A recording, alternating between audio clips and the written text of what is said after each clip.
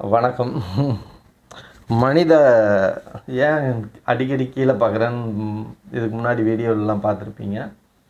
மைக்கு சில நேரம் ஆஃப் ஆகிடுது, அதனால் பார்க்குறேன். மனித குணம் படைத்தவர்கள், ஏற்கனவே ராட்சச குணம், தேவ குணம்லாம் சொல்லியிருந்தேன். 96 தத்துவங்களில் மனித குணம். இந்த மனித குணம் கொஞ்சம் சிக்கலானது.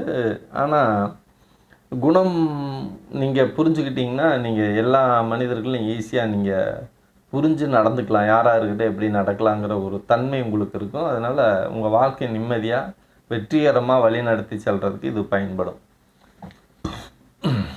பார்த்திங்கன்னா இவங்க செல்ஃபிஸு, அதாவது இவங்க செல்ஃபிஸாகவும் இருக்க மாட்டாங்க, பொதுநலமாகவும் இருக்க மாட்டாங்க. இவனுக்கு எப்பயுமே ஒரு ரெண்டும் கட்டாங்க, நல்லவனும் இல்லை கெட்டவனும் இல்லை. கமலஹாசன் சொன்ன மாதிரி மனிதம் பாதி மிருகம் பாதின்னு எதோ சொல்லுவார்ல, அது மாதிரி தேவகணமும் ராட்சசகணமும் கலந்துருக்கிற ஆளுங்க இந்த மனித குணம் படைத்தவங்க. இவங்க சொல்கிறத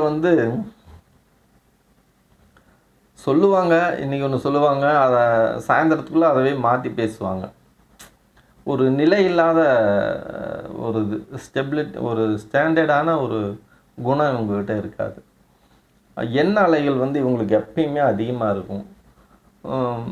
இவங்க செயல்கள் எல்லாமே ஏதோ பிழப்பு நடத்துகிறத நோக்கி தான் இருக்கும். வேலைக்கு போனால் சரி, சம்பளம் வந்தால் சரி, எப்படியோ பேத்தி இந்த மாதத்தை ஓட்டிடணும் அப்படின்னு தான் பேசுவாங்க. அவங்கெல்லாம் மனித குணம் படைத்தவங்க தான். ஏன்னா அவங்களுக்கு பெரிய உயர்ந்த சிந்தனைகள்லாம் சத்தியமாக கிடையாது. அவங்களுக்கு நான் புகழ் பெறணும், நான் ஒரு அதிகாரத்துக்கு போகணும், நான் இவ்வளவு சம்பாதிக்கணும் அவ்வளவு சம்பாதிக்கணுங்கிறாங்க. அந்த தாட்ஸ்லாம் அவங்களுக்கு இருக்காது. யூஸ்ஃபுல்லான அந்த மனித குணம் படைத்தவங்க ரொம்ப அதிகமான மக்கள் மனித குணம் படைத்தவங்க தான். வேலைக்கு போகிறோம், சம்பாதிக்கிறோம், கல்யாணம் பண்ணுறோம், பிள்ளை குட்டி பெற்றுக்கிறோம். ஒரு சராசரி மனிதனோட குணம் அவங்ககிட்ட இருக்கும். குறிப்பாக கவர்மெண்ட் வேலையை இவங்க ஏதாவது கவர்மெண்ட் வேலைன்னா உங்களுக்கு பெரிய விஷயமா தெரியும். அதாவது துன்பம் இல்லாமல் நம்ம ஏதோ சேஃப் ஜோன்லேயே போகணும், லைஃபு பிரச்சனையில் மாட்டிக்கூடாது, ஏதோ வேலை பார்க்கணும், ஏதோ ஒரு கவர்மெண்ட் வேலையாக இருந்தால் பரவாயில்ல. அதுலேயும் உயர்ந்த பதவிகள்லாம் ஆசைப்பட மாட்டாங்க, ஏதாவது மிடிலாக போய் சேர்ந்துக்கலாம் அப்படிங்கிற மாதிரி குணங்கள்லாம் இருக்கும். செயலாக்கமும் பெரிய ஸ்ட்ராங்காக இருக்காது, பிடிவாத குணம் உங்கள்கிட்ட இருக்காது. டக்குன்னு விட்டு கொடுத்துருவாங்க, சரி விடுங்க விட்டுடலாங்க, எதுக்குங்க, சரிங்க வேணாங்க அப்படின்னு முடிவுக்கு வந்துடுவாங்க எந்த ஒரு விஷயத்துலையும். புறவனை தூண்டக்கூடிய ஆள்களில் இவங்ககிட்ட ஏதாவது ஒரு வேலையை சொன்னால் இன்னொருத்தரை போய் பார்த்துட்டு வா, இன்னொருத்தரை தூண்டி விடு, இன்னொருத்தரை அடி, இந்த மாதிரி பிரச்சனைகள் எல்லாம் இவங்கள ஈஸியாக கையாண்டலாம். இவங்களுக்கு நீங்கள் உதவி செஞ்சிட்டிங்கன்னா ரொம்ப நன்றிக்கடனாக இருப்பாங்க. 1000 ரூபாய்க்கு காசை வாங்கிட்டு ஓட்டு போட்டுருவாங்கள்ல, அந்த கேட்டகரி. இவங்கள ஜட்ஜ் பண்ணவும் வேணாம், நீங்கள் அப்படி ஒன்றும் பெருசாக இவங்களை ஹேண்டில் பண்ண வேணாம். நீங்கள் ரொம்ப ஈஸியாக தெரிஞ்சுக்கிறது இவங்கள தான். சராசரியான வாழ்க்கைக்கு உண்டான எல்லா தகுதிகளோடு இருப்பான். உயர்ந்த எண்ணங்கள் இவங்ககிட்ட ஒரு துளியும் இருக்காது. பெரிய மலை ஒரு பிஸ்னஸ் பண்ணலான்னு நீங்கள் அவனை கூப்பிட்டு நீங்கள் வைங்களேன், அவன்லாம் வரமாட்டான், அரண்டுருவான். ஐயோ பிஸ்னஸ்னால் போட்டு ஏதாவது லாஸ் ஆகிடுச்சுன்னா என்ன பண்ணுறதுன்னு கேட்பான். ஒழுக்கங்கிறதெல்லாம் இவன் வெளியில் காட்டிக்குவான், ஒழுக்கமாக இருக்கணும்னு சொல்லிக்குவானே தவிர அந்த இதில் இங்கே. ஆனால் இவனுக்கிட்ட ஒரு நல்ல விஷயம் என்னென்னா, பெரிய குற்றங்கள்லாம் ஈடுபட மாட்டாங்க. பயந்த சுபாவம் இவங்களுக்கு கொஞ்சம் ஜாஸ்தியாகவே இருக்கும். உடனே அந்த மாதிரி பிரச்சனைகளை டக்குன்னு செஞ்சிடவும் மாட்டாங்க. கம்யூனிகேஷன் தொடர்புகள் எல்லாத்தையும், உறவுகள் சார்ந்த தொடர்புகளை கரெக்டாக மெயின்டைன் பண்ணுவாங்க. இந்த கல்யாணத்துக்கு போகிறது, விசேஷத்துக்கு போகிறது, போகலின்னா பெரிய என்ன ஆகிறது, அவங்க வச்ச முய்யை திருப்பி வைக்கணுங்கிறதுலாம் ரொம்ப கரெக்டாக இருப்பாங்க.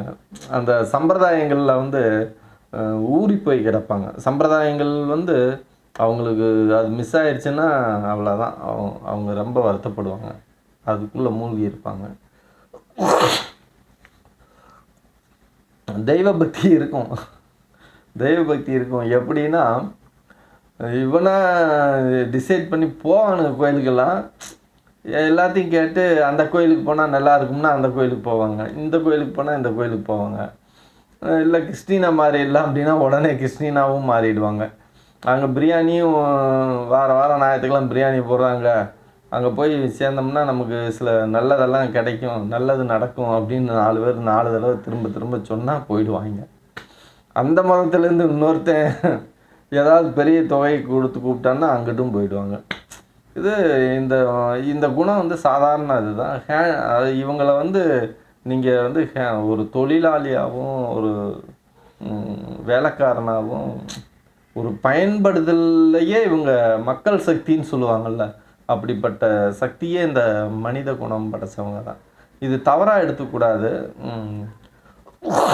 ஏன்னா 3 விதமான அந்த குணங்கள் தான் இருக்குது. ராட்சஸ் குணம், தேவகுணம், மனித குணம். மனித குணம் தான் வந்து மக்களில் நிறைய பேர் இருப்பாங்க.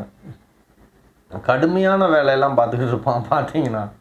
ஆனால் இவனுக்கு வந்து ரொம்ப உணர்ச்சி வசப்பட்டவங்க.